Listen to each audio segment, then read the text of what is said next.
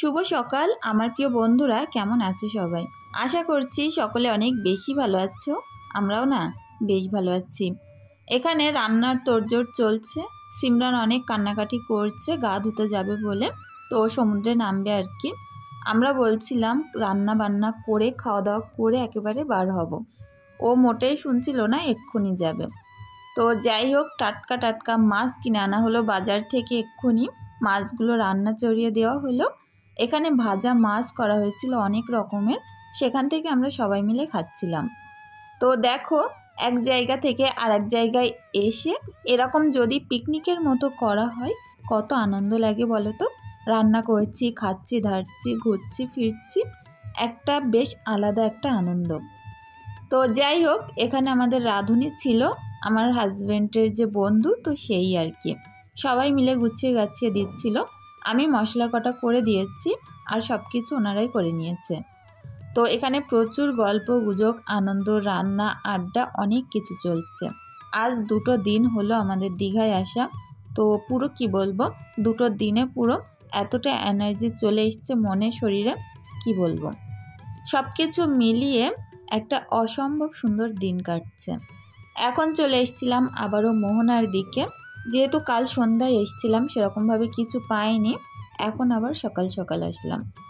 এখান থেকে কিছুটা শুটকি মাছ নিয়েছি, খুব অল্প পরিমাণে নিয়েছি।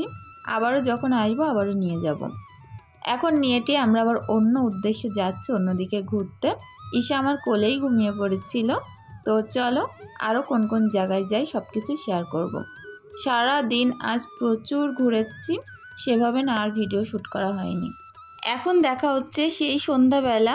দুপুরবেলা প্রচুর কষ্ট হয়ে গেছিলো, বাড়িতে এসে খাওয়া দাওয়া করে ঘুমিয়েছিলাম। আজ দুবেলার মতো সকালে রান্না করা হয়েছে।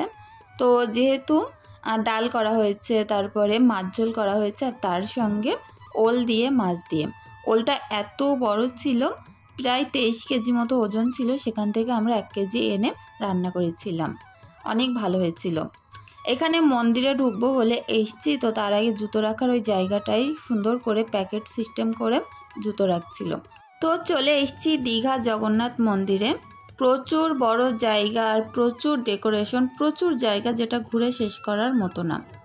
তো অনেক সুন্দরভাবে ভিতরটা গোছানো গাছানো, ডেকোরেশন সব থেকে বেশি। এখানে প্রচুর লোক রেখে দিয়েছে, সবসময় পরিষ্কার চলছে। পুরোটাই যেহেতু পাথরের তৈরি, পুরীর মন্দিরের থেকে অনেক গুণ বেশি, ডিজাইন ভালো, আবার সুন্দর বেশি। তো যাই হোক, এখানে কিন্তু সমস্ত টুরিস্টরা ঘুরতে আসছে। এখানে তেমন আমি কোনো ঠাকুর দেখিনি, বেশিরভাগটা দেখলাম এরকম বেশি সুন্দর ডেকোরেশন, আর তার সঙ্গে এরকম ফাঁকা ফাঁকা সুন্দর সুন্দর স্পট। তো যাই হোক, একটা বড় দরজা করা ছিল ওই পাশে, ওইটা মন্দিরে ঢোকার। আর পুরো জায়গাটা এরকম সাজানো গোছানো ছোট্ট ছোট্ট করে ঘর ঘর টাইপের করা ছিল আর কি। তো আমরা এই আশপাশ দিয়ে বাইরে টাইরেগুলো ঘুরেই দেখছিলাম যে কেমন কি আর কি। তো এই যে ডিজাইনগুলো অনেক বেশি সুন্দর ছিল, সেইগুলোই দেখে বেড়াচ্ছিলাম আর কি। তো যেহেতু প্রচুর বড় জায়গা, পাথর দিয়ে একদম পুরো ডেকোরেশন করা, মেঝেটা অনেকটা ঠান্ডা ছিল। তো যাই হোক, আমি আর ভিতরে গেলাম না, বাইরে থেকেই ভিডিও করছি। হাজব্যান্ড বলছিল একটু দেখে আসি ভিতরটা, তো একটুখানি ঢুকে চলে আসলো। তো যাই হোক, প্রচুর মানুষ এখানে, বেশিরভাগ সব ট্যুরিস্টরা যারা এখানে ঘুরতে এসছে তারাই আর কি। এখানে কত রকম ভিডিও ফটো শ্যুট করছে মানুষ এর ভিতরে, কি বলবো। আর এখানে না দেখলাম একটা নতুনত্ব জিনিস, যেটা হচ্ছে এখানকার যে ঠাকুর মশাইরা পুজো করে তাদের জন্য অনেক বড় বড় বিল্ডিং বানিয়ে রেখেছে এর ভিতরেই আর কি। তো তাদের যাতে কষ্ট করে আর বাড়ি না যেতে হয়। এই দেখো, প্রচুর ঠাকুর মশাই পুজো দিয়ে বাড়ি যাচ্ছিল। তো যাই হোক, ওখানটায় কিছুক্ষণ থেকে আমাদের বাচ্চারা বাইরে ছিল, যেহেতু ঢুকিনি, ওই কারণে তাড়াতাড়ি করে বেরিয়ে এসেছিলাম। আর তারপরে চলে এসেছি বাজারের মধ্যে, অনেক জিনিসপত্র দেখছিলাম, কেনাকাটা করার মতো আর কি করব বলো। এখানে সমুদ্রের ধারে বসে অনেকক্ষণ যাবত একটু গল্প করছিলাম। এই যে সময়টা এতটা বেশি বেস্ট ছিল, কি বলবো। তো আমরা নিয়েছিলাম বাদাম, আর সিমরা নিশা নিয়েছিল মোমো, আর আমাদের সঙ্গে যে ফ্যামিলি এসেছিলো তারাও 1 প্লেট মোমো আর বাদাম নিয়েছিল। একসঙ্গে অনেক গল্প গুজব, আনন্দ, খাওয়া দাওয়া সব কিছুই চলছে। তারপরে আবারও এখন রাত 10টার সময় আসলাম একটু বাজারের দিকে। তো যেহেতু এখানের বাজার প্রায় অর্ধেক রাতেরও বেশি থাকে, ওই কারণে প্রায় অর্ধেক রাত পর্যন্ত আমরা ভাবছি একটু ঘোরাফেরা করব। প্রচুর দোকান, প্রচুর জায়গা, ঘুরে শেষ করার মতো না।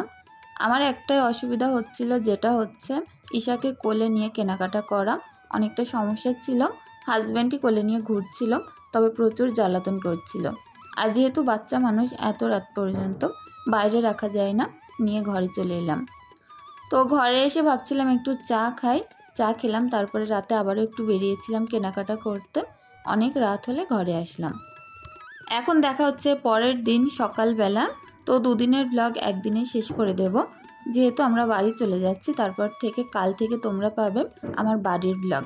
যেভাবে নোংরা ঘর বাড়ি আর কি, বাড়িতে না থাকলে কি হয় বলো, চারিদিক এলোমেলো নোংরা সব কিছু এরকম থাকে, তো সেগুলোই গুছিয়ে নেব। তো দুদিনের পাতানো সংসার ছেড়ে এখন চলে যাচ্ছি বাড়ির দিকে। আর আমরা কিন্তু এখন দেখো আমাদের জেলার মধ্যে ঢুকবো। তো এখানে হচ্ছে বালি ব্রিজ, প্রচুর টোল কাটে এখানে, যে টোল ফিগুলো থাকে না, তো প্রচুর টাকা কাটে এখানে গাড়ি ঢুকলেই। তো 2-3টে টোল আমরা পার করেছিলাম। আমাদের একটা কাট করা ছিল না, কাটটা করে নিল হাজব্যান্ড এখান থেকে। একবার এক একটা টোল রাস্তার মধ্যে ঢুকছি, তো প্রায় 270-370 এরকম করে টাকা আপন ইচ্ছায় ফোন থেকে কেটে নিচ্ছে। তো এটা করে নেওয়া হলো। তারপরে আবারও চলে আসছি আমরা বাড়ির এই যে রাস্তার উদ্দেশ্যে। তো রাস্তায় 2-1বার একটু থেমেছিলাম, কিছু খাবার টাবার খাওয়ার ছিল সেই আর কি। তো যাই হোক, টুকটুক করে যাই আর তোমাদের সঙ্গে কলকাতার এই রাস্তাঘাটগুলো শেয়ার করি। আমার তো প্রচুর ভালো লাগে। কলকাতায় আসলে না আমার আর অন্য কোথাও মন থাকে না, শুধু এই রাস্তার দিকে মুখ করে আমি দেখতেই থাকি। এতটাই বেশি উন্নত শহর হয়ে গেছে আমাদের কলকাতা শহর, যে দেখেই চোখ ঘোরানো যায় না। আর বিশেষ করে রাতে আসলে মনে হবে কোনো একটা বিদেশের কোনো রাস্তায় আছি, এতটা সুন্দর ডেকোরেশন এখানে। যেহেতু আমরা দিনের বেলা যাচ্ছি, লাইটিংগুলো দেখাতে পারছি না, তো আমি যেগুলো উপভোগ করছি তোমাদের চলো সেগুলি শেয়ার করব।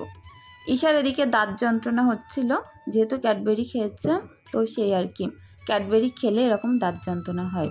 তো এখন যাচ্ছি এই যে সেতুটার ওপর দিয়ে, সেতুটাও ছিল প্রচুর বেশি সুন্দর। সব থেকে বিশেষ করে এই যে রাস্তার বিশেষত্ব কি জানো তো, প্রচুর পরিষ্কার পরিচ্ছন্ন, এখানে কোনো রকম ধুলো নোংরা দেখতে পাওয়া যায় না।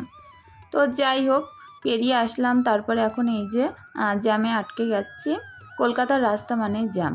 ওপর দিক থেকে দেখো সুন্দর করে একটা প্লেন যাচ্ছিল, বাচ্চারা দেখে তো প্রচুর আনন্দ করছিল। তো টুকটুক করে যাচ্ছি, এগাচ্ছি, এত বেশি আনন্দ লাগছে। 2-3 দিন বাদে আজ আমরা বাড়িতে ঢুকবো। তো দেখবে যতই আমরা যেখানে যত সুন্দর জায়গায় থাকুক না কেন, ইচ্ছে হয় বাড়ির মাটিতে পা দিতে। বাড়ির জায়গার একটা শান্তি আলাদা। আসার দিন না প্রচুর মন খারাপ লাগছিল দীঘা থেকে। প্রত্যেকবার এরকমই হয় আমার সাথে, কেন জানি না। যাই প্রচুর আনন্দ মনে, আসতে গেলে প্রচুর খারাপ লাগে। তো বাড়ির জন্য তো এমনি একটু মন খারাপ হয়ই, কিন্তু দীঘা থেকে বাড়ি আসতে গেলে আলাদা একটা মন খারাপ লাগে দীঘার জন্য। মনে হয় এই যাচ্ছি, আবার কবে আসব। যেহেতু আমাদের কোনো বাবার বাড়ি যাওয়ার জায়গা নেই, আলাদা কোনো আত্মীয় স্বজনের বাড়িতে সেরকমভাবে যাওয়া থাকা হয় না। এই যে বছরে 2-3বার ঘুরতে বার হই, এই আর কি বাড়ি থেকে বের হওয়া হয়। তো তখন না একটু খারাপ লাগে যে ঘুরতে এসেছি, খুব তাড়াতাড়ি আবার বাড়িতে ফিরতে হবে। তো এই হচ্ছে বিশ্ব বাংলা গেট। এখান থেকে আমার প্রচুর বন্ধুরা আমার ভিডিও দেখে থাকো, ভাবলাম চলো এই জায়গাটা তোমাদের সাথে শেয়ার করি। যারা এখান থেকে আমার ভিডিও দেখো অবশ্যই কমেন্ট করে জানিও। তো যাই হোক, এখানে একদিন ঘুরতে আসবো ভাবছি। এই যে ইকো পার্ক আছে ওখানটায়, তো খুব তাড়াতাড়ি আসবো, একটু ঠান্ডা পড়লে তারপরেই আসবো, যাতে সকাল সকাল এসে সারাদিন ঘুরে ফিরে বাড়ি যেতে পারি। বাড়ি থেকে খুব একটা বেশি নয়, গাড়িতে করে ওই 1-1.5 ঘন্টা মতোই লাগতে পারে। তো আসবো আবার শীতের সময়। যাই হোক, প্রচুর বিল্ডিং, প্রচুর সুন্দর রাস্তা, এগুলোই দেখতে দেখতে দিন পার। তো সন্ধ্যা হব ভাব। এখন আমরা বাড়িতে পৌঁছেও যাচ্ছি। এখান থেকে 1 প্লেট বিরিয়ানি কিনে নেব। তো 1 প্লেট না, 2-3 প্লেট মতনই কিনে নেব, যাতে করে বাড়িতে গিয়ে আর রান্না না করতে হয়। কোনো জায়গা থেকে ঘুরে বাড়ি গেলে না অনেকটাই ক্লান্তি ভাব আসে। তারপরে যেহেতু সন্ধ্যা হয়ে যাচ্ছে, গা ধোয়ার ব্যাপার আছে, ব্যাগপত্র একটু সাইড করা, ঘরবাড়ি পরিষ্কার করা, এই কারণে খাবারটা কিনে নিয়ে এখন খেতে বসে গেছি। তো চলো বন্ধুরা, কাল আবার নতুন সুন্দর একটা ব্লগের সাথে হাজির হচ্ছি তোমাদের সাথে।